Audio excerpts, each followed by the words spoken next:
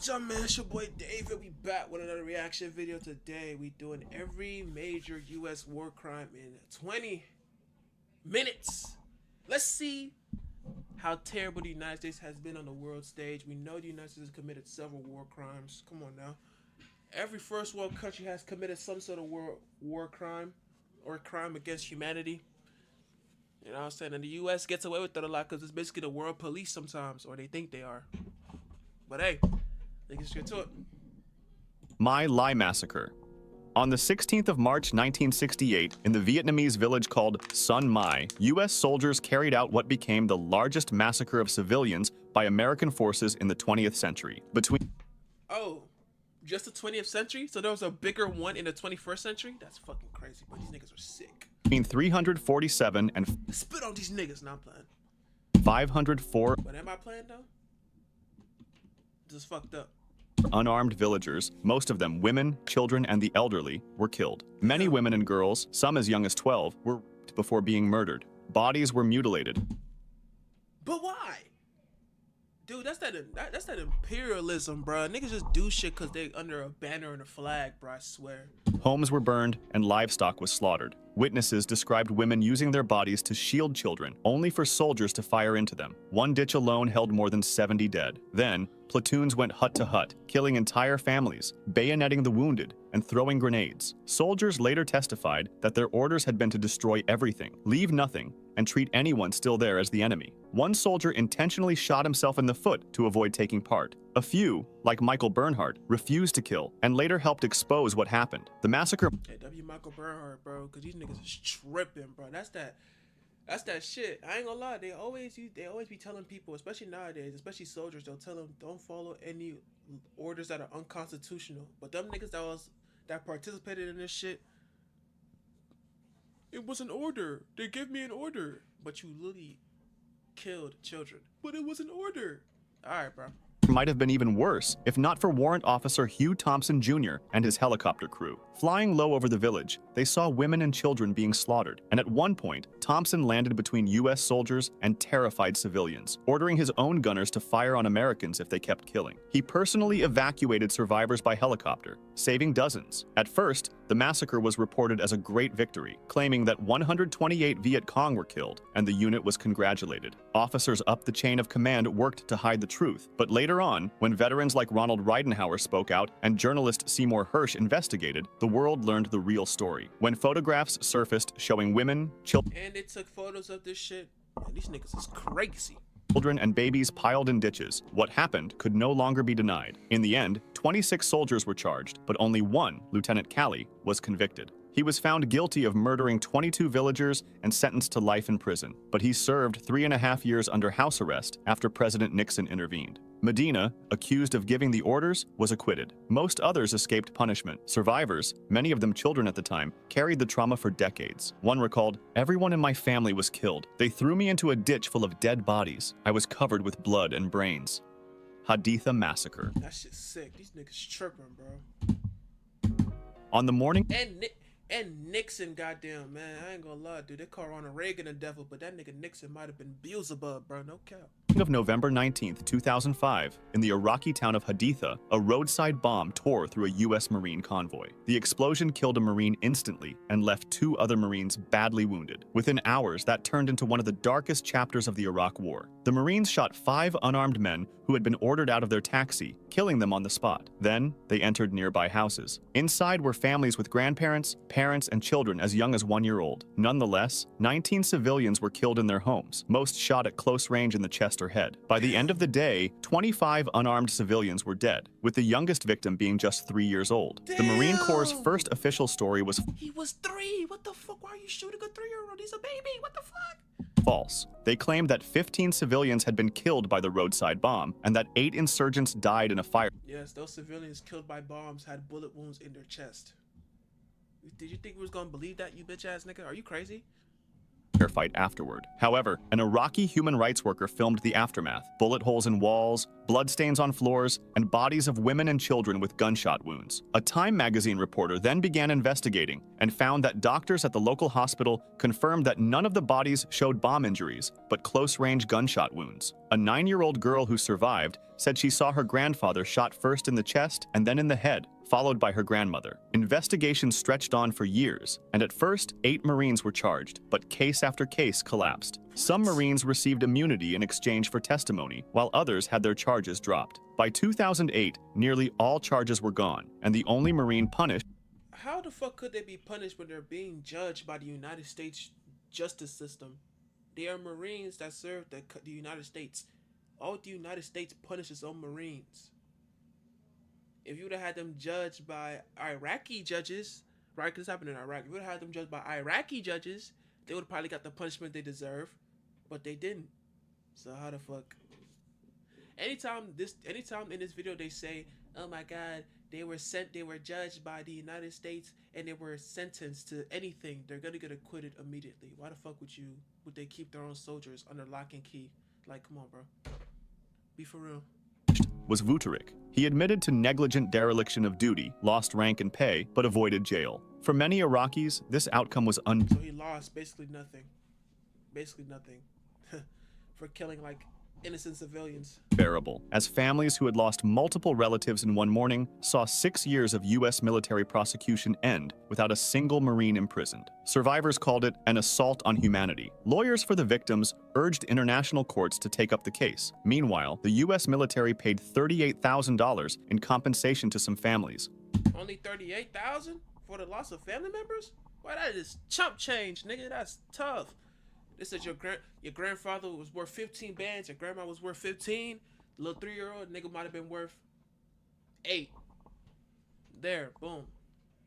Settled. Fuck out of here. Like, what? Samar campaign. Kill everyone over the age of 10. Those crazy word. were the words of General Jacob H. Smith during the Philippine-American War in what became known as the pacification of Samar. His order did not apply only to armed enemy fighters, but to everyone, as he wanted to turn the island into, in his own words, a howling wilderness. The situation leading up to this was already tense, as just months earlier, Filipino fighters together with local townspeople had carried out the Balangiga massacre, where in a surprise attack, they killed 54 and wounded 18. Damn, so they feel like they could get their revenge, basically. This is like a... Okay. U.S. soldiers. That's when the U.S. government sent General Smith to Samar, who made it clear that he wanted no prisoners and asked for everyone capable of bearing arms to be killed. Damn. When Marines asked him what exactly capable of bearing arms meant, yeah, W Marine for asking, you know, what does that mean? How does that actually compute? Are you saying we're gonna kill kids? Like, yeah. Are we gonna kill the elderly? What are you saying? Are we just gonna kill combatants like we're supposed to? Because we're gonna kill combatants, right? You know, this nigga, what'd he say? Smith explained that it meant boys as young as 10 years old. Waller himself, the major leading these Marines, partly resisted these instructions, telling some of his officers not to target women and children. Still, over just 11 days, he reported that his men burned 255 homes and killed 39 people. Hey, these niggas efficient, huh? They efficient. Them boys, god damn. Civilians saw their towns and food reduced to ashes. The number of deaths will never be fully known, but broader estimates suggest around 2,000 to 2,500 civilians were killed. The campaign became infamous in the United States once reports reached home, and Smith was put on trial in May 1902, but not for murder or war crimes. Instead, he was found guilty only of conduct to the prejudice of good order and military discipline, a minor charge. His punishment... Yeah, I was gonna say, that shit sounds weak as fuck. What was his punishment? Go home and think about your actions. Look, come here, give me a hand. Let's smack on the wrist, man. Be better. Punishment was just a formal reprimand. To calm public anger, he was quietly forced into retirement. Waller himself was also later put on trial for ordering the execution of Filipino porters, but he was acquitted. Nisour Square massacre.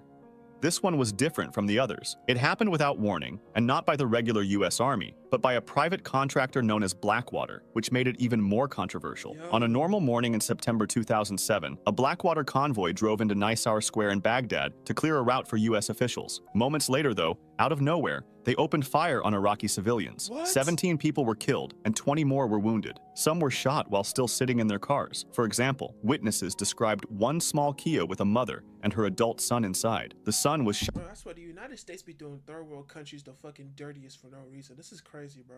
Shot in the head, and the car kept moving forward and was riddled with more bullets Damn. before a grenade set it on fire. Damn. Blackwater claimed the convoy had been ambushed and that the guards fired in self-defense, but the Iraqi government called it an unprovoked attack. The State Department admitted that innocent people had been killed, and Iraq suspended Blackwater's license to operate in its territory and demanded accountability. Several investigations began, and a U.S. military report supported Iraq's version of events, saying Blackwater was at fault. The FBI concluded that at least 14 of the 17 people killed had been shot without justification. Some Blackwater guards themselves told investigators that the shooting was wrong. One guard even kept firing after others shouted for him to stop, until another contractor aimed his weapon at him to force him to stand down. The massacre raised questions about the role of private... Nah, that just makes me think, where is the discipline, bro? Where is the discipline, the locked inness? This nigga's out here, niggas seeing red just shooting and shit. Where's the discipline, bro? God damn. Military contractors, and Iraq demanded punishment for Blackwater and pressed for compensation. In the U.S., the House passed a bill to bring contractors under U.S. criminal law in war zones, though the Senate did not vote on it. Then, the State Department told Blackwater its security... So what the fuck was the point of it? I don't even... You know how this politics shit work. What was the whole point? I don't even know. Contract would not be renewed, and years later, the case reached U.S. courts. In 2014, 4 Blackwater guards were convicted in federal court. One of them was sentenced to life in prison, while the others received 30 years each under firearms laws. There were some appeals, but in the end, the man originally sentenced to life was once again given life in prison, while the other 3 had their sentences reduced to about half of what they were before. Later on, however, there was a final twist. In December 2020, President Donald Trump pardoned... Jesus Christ, of course he fucking pardoned them, bro. This nigga, that's all he does is be racist and pardon fucking criminals, bro. Holy shit. All 4 men. The decision triggered outrage in Iraq and harsh criticism from United Nations experts, who said the pardons violated U.S. obligations under international law. Abu Ghraib. The photos... I heard about this shit, and I've seen that photo before. That shit looks scary as fuck, nigga. I couldn't believe it. I was like, damn, what these niggas on, bro? This shit like, this is on some pinhead fucking... goddamn jigsaw shit. From Abu Ghraib are widely known around the world for how disturbing they look, but the background is even darker. To the public, Abu Ghraib was a normal detention and interrogation facility, but it wasn't at all. Inside, there was sexual humiliation to lengths we can't go to for obvious reasons: torture, physical abuse, and rape. There was even the killing of Manadel al-Jamadi, whose body was packed in ice and later photographed with soldiers posing beside it. The shock was immediate and worldwide, so the Bush administration... Dude, why are these niggas so, like, devoid of empathy? It's like once you join the United States military, you just lose all the empathy in your body. It might be them peanut butter shots. I don't know, bro. This shit be fucking... just strip the empathy out these whole ass niggas. Just, they just turn into fucking robots and shit. I don't know, bro. Niggas turn into... fucking Star Wars droids. Answered quickly, saying that even Star Wars droids don't be doing shit like that. I think I haven't finished the Clone Wars yet, but from what I've seen, they don't be doing no shit like that.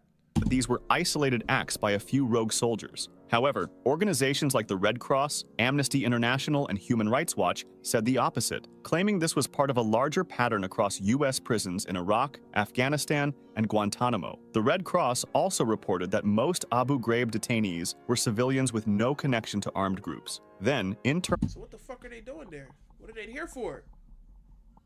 U.S. explain, what are they here for, man? Damn. Internal documents showed how they were given approval for what were called enhanced interrogation techniques. These documents Basically just torture with extra words on it type shit. would be later known as the torture memos, for reasons you can imagine. They argued that the Geneva Conventions didn't apply overseas and didn't classify the detainees as prisoners of war, which allowed them to hold people longer without charges and deny them the rights normally given to prisoners of war. Other orders showed Lieutenant General Ricardo Sanchez authorizing the use of dogs, extreme heat and cold, reversed sleep cycles, and sensory deprivation. Inside the cells, prisoners were stripped naked and forced into humiliating poses, threatened with dog dogs, beaten, shackled in painful positions, deprived of sleep and warmth, and forced into sexual acts. Taguba recorded one prisoner sodomized with a chemical light. Detainees. What? They put a chemical light up his ass. Yo, what the fuck? That's fucking crazy. These niggas is they some freaks. Some Diddy ass shit. These niggas some freaks, bruh. Spoke of acid poured on their skin, being dragged by ropes tied to their genitals, and being mocked. Manadel al-Jamadi, whose death was ruled a homicide, never led to any criminal charges. At the same time, 36 detainees died in insurgent mortar attacks on the prison, which critics said violated the Geneva rule that prisoners should not be kept in active combat zones. In 2006, the Supreme Court ruled that the Geneva Conventions did apply, and 17 soldiers and officers were removed, while 11 were court-martialed. The punishments varied. One guy got 10 years, some 3, and others shorter sentences, or even just reprimands or demotions. External contractors, such as the company CACI Premier Technology, also came under scrutiny. Pretty recently, in 2024, a jury found them liable for conspiring with military police to soften up prisoners through abuse, awarding 3 former detainees $42 million in damage. Is that really enough? Is that really enough, though? Because from what this nigga just said, they tied ropes on their nuts and drug them. That shit sounds fucking insane, nigga. What the hell? Jurors. And only 3? Only 3 niggas got 42 mil? Yeah, that, what my nigga Kendrick said. It's not enough. Concluded that CACI interrogators facilitated mistreatment even if they did not personally carry it out. Operation Speedy Express. This was one of the most brutal and controversial U.S. campaigns of the Vietnam War. You can get an idea of what really happened when you hear that the Army reported about 11,000 enemy killed, but recovered only 750 weapons from the dead. Yeah, 11,000 people only used 750 weapons. Hey, something fishy. Some smell like shit, nigga. No cap. Operation Speedy Express, carried out from December 1968 to May 1969, and run under Major General Julian Ewell, had the official goal of destroying Viet Cong bases, cutting supply lines, and re-establishing U.S. control over a region considered a stronghold of the Viet Cong, the Mekong Delta. On paper, the operation looked like an overwhelming success, considering that just 242 American soldiers died, while the enemy lost 11,000. But they killed at least 10,000 civilians. At least, nigga. At least 10,000 civilians, nigga. With a ratio of 45-1, it looked like a decisive victory, but the numbers hid something darker. The fact that only about 750 weapons were recovered means that thousands of those killed were probably unarmed civilians. The Army's own Inspector General later estimated that between 5,000 and 7,000 civilians were killed during the operation. I was only 3,000 off at the worst. Are you sure only 7,000 people died? Are you sure? That's an estimate. I'm feeling more like, 750 weapons. We gotta give at least 750 niggas guns. Y'all killed at least 10,350 people or some shit. No cap. Campaign relied on overwhelming firepower, like helicopter gunships, artillery barrages, and fighter bomber strikes, in a heavily crowded region with civilians. This basically turned entire areas into free fire zones. David Hackworth, a highly decorated battalion commander, admitted openly, a lot of innocent Vietnamese civilians got slaughtered because of the Yule Hunt drive to have the highest body count in the land. Survivors and do you get a trophy for killing more people in the United States military? Is that like something like you get like, oh, you killed these many people, we're gonna give you a medal? Is that what they do? That's fucking crazy. Witnesses described whole villages wiped out, with civilians getting shot from the air as they tried to run. A Viet Cong commander later explained, "Most of the people killed were civilians, because civilians would run. We soldiers held our positions." Reports of atrocities began to surface in 1969, but they were overshadowed by the My Lai massacre, which we've just talked about. In 1972, Newsweek published an investigation by Kevin Buckley and Alexander Shimkin called Pacification's Deadly Price. They had interviewed villagers and studied hospital records. In one provincial hospital, they found that 3/4 of the civilian wounds treated came from U.S. firepower, not Viet Cong attacks. Their conclusion was that thousands of civilians had been killed during Speedy Express. No Ghraib massacre. In the summer of 1950, during the Korean War, could you imagine thousands of people being just got murdered? Thousands, nigga. How many more injured? But thousands were killed. That's fucking sick, bro. One of its darkest tragedies took place at a railway bridge near the village of No-Gun-ri. U.S. commanders were afraid that North Korean soldiers were disguising themselves as civilians, so they ordered refugee movements to be blocked. Declassified documents later showed that some commands actually went even further, authorizing troops to fire on groups of civilians who approached. Then, disaster struck. As waves of refugees fled south from the advancing North Korean army, they reached U.S. lines. There, they were stopped, searched, and grouped near the railway tracks by no. Don't tell me they killed these niggas on a railway track like it's a fucking old western. No way, nigga. That's crazy, bruh. No-Gun-ri. American planes then shot at them. Survivors say ground troops soon opened fire too, driving them into the culverts and pinning them down in the bridge underpasses. Hundreds of South Korean refugees, mostly women, children, and the elderly, were caught under fire, and for 3 days, families screamed as they piled bodies on top of one another for cover, drank from a stream turned red with blood, and watched children die beside them. The death toll has long been debated, with survivors speaking of about 400 people killed, and U.S. veterans giving numbers ranging from dozens to several hundred. A South Korean government inquiry was able to confirm 163 people dead or missing by name, along with 55 wounded, and concluded that the real toll was likely much higher, around 250 to 300. Nearly half of the confirmed victims were children. For decades, the story was silenced, as survivors lived in fear under South Korea's authoritarian governments. It was not until 1999 that the Associated Press exposed the story worldwide, interviewing survivors and U.S. veterans. The reporting won a Pulitzer Prize and forced both the U.S. and South Korean governments to investigate. The U.S. Army's 2001 report admitted that civilians had been killed by American air and ground fire, but claimed there had been no orders to deliberately massacre them. It described the killings as a tragic accident of war. President Bill Clinton expressed deep regret and admitted. What, man? Bill Clinton expressing any type of deep regret is some fucking bullshit. That nigga does not care. That nigga did not care, bro. Let's stop with the fucking charades. Stop with the charades. That nigga don't give a fuck, bro. Things happened which were wrong. Instead of compensation, the U.S. funded a memorial and scholarships, which survivors rejected. South Korean investigators, however, concluded that there had almost certainly been orders to fire, pointing to missing records. And I'm gonna take. I think honestly, man, I'm gonna believe what the South Koreans gotta say, bro. Yeah. There were definitely orders to fire. Are you serious? You don't just shoot at people without orders to fire. What the fuck? Crazy, man. Consistent testimony and orders from the time to treat refugees as enemy agents. Later, more declassified documents strengthened the case. One was a letter dated July 26, 1950, from the U.S. ambassador in Seoul, reporting that the U.S. military had adopted a policy of shooting refugee groups approaching its lines. This and other incriminating records had been deliberately left out of the Army's official report. No-Gun-ri also set off wider investigations in South Korea, uncovering more than 200 other cases of alleged U.S. killings of civilians in the early years of the war, including refugee bombings and mass executions. Sand Creek Massacre. On November 29, 1864, troops under Colonel John Chivington rode toward. Oh, this some goddamn what's the word? This some goddamn Civil War shit. Hold on, nigga. You know it's about to get racist in this month. It's about to get real racist in this bitch. Hold on. Toward a Native American camp of the Cheyenne and Arapaho people. Chief Black Kettle had moved his people there after being told it was safe, and he raised a U.S. flag with a white flag underneath it to show peace. Many of the warriors were away, and most of the people in camp were too old or too young to fight. Despite this, Chivington's soldiers attacked. Witnesses later described women and children being shot at close range, people cut apart with knives, babies killed, and bodies mutilated for trophies. One account told of a child wandering in the sand, while soldiers took turns trying to shoot him. Another described fingers and ears cut off for jewelry, and the body of Chief White Antelope butchered. By the time the killing ended, most of the dead were women and children. Chivington claimed that 500 to 600 warriors were killed, boasting about the number, but other sources. They literally just said the warriors were away. There were no warriors there. And they had a U.S. flag with a fucking white flag underneath. Them niggas was not finna fight y'all. Y'all literally kill kids. Y'all are crazy, bro. It's what they do. These niggas kill kids. It's like, bro.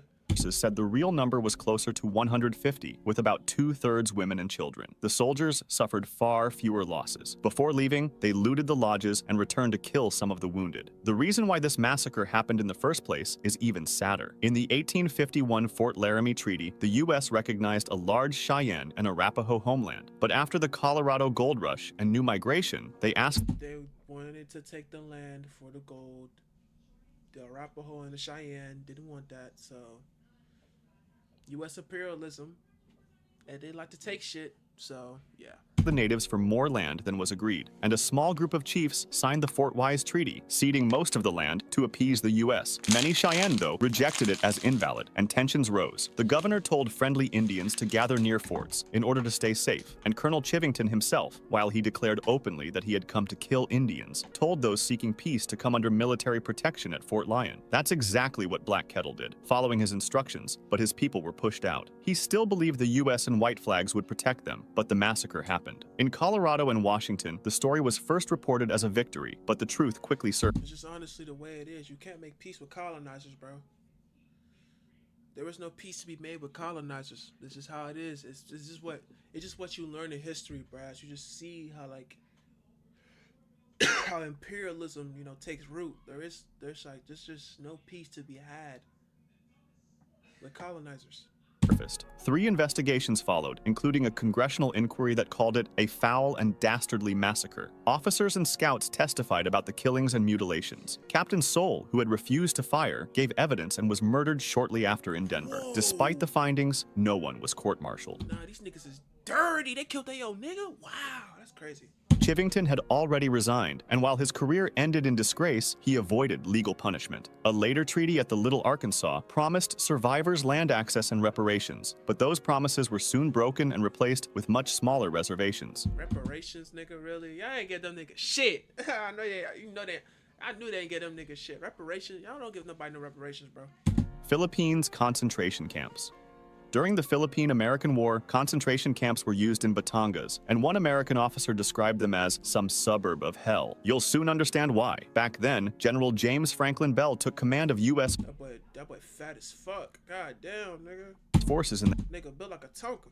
that area, and his goal was to starve the rebels and cut them off from any support. However, since there were many civilians there, they decided to put them into heavily guarded camps, as their homes, fields, and animals were destroyed. All civilians were required to carry identification papers, and anyone found outside the camps without them could be shot on the spot. Bell himself said neutrality should not be tolerated, which meant that everyone was either an enemy or a friend, and anyone accused of helping the rebels risked execution. Conditions inside the camps were catastrophic. People were packed together in crowded spaces with poor sanitation, which made diseases spread quickly. That cholera, yo, I was gonna say that cholera must have been fucking crazy, nigga. God damn.